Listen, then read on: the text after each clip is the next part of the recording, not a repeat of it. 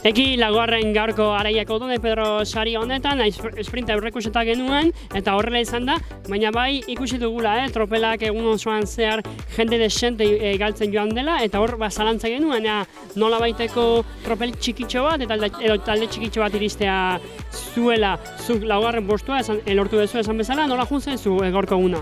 Bueno, gaizto lehen da bizi, eta gaurko lasterketa azkarra izan da. Aurreikusita genuen sprintera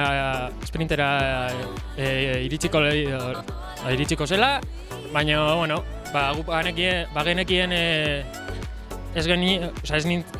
ni banekien ez nintzela esprinan oberena, eta lehen da bizi zaiatu naiz bakarrik juten, baina gero ikusi dut, ezin esan dudala, eta azkengo igoeran eraso egin dut, baina baita ere egurpila hartu didate. Supongo nolabait buruan izango zenuela Euskal Herria txapelketako lidergo hori eskuratzea, zure taldekide asko falta ziren, eta zuk baneko eskura zenuenkan lidergoa puntuak bilduz gero helmugan, ara izan da txapelketako buru zara orain, eta azkeneko proba falta da hurrengo asteburuan Amurrion. Lidergo hori defendatzea ere egokituko zaizu, ez?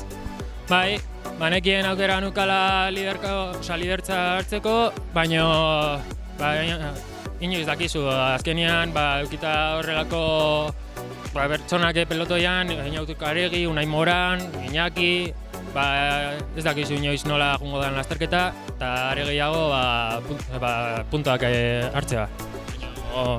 Hori, urrengo lasterketa probaren azkena, Amurrion da, badakigu lasterketa nola den, eta saietuko gea lidertza mantentzen. Zorionak. Eskerrik asko.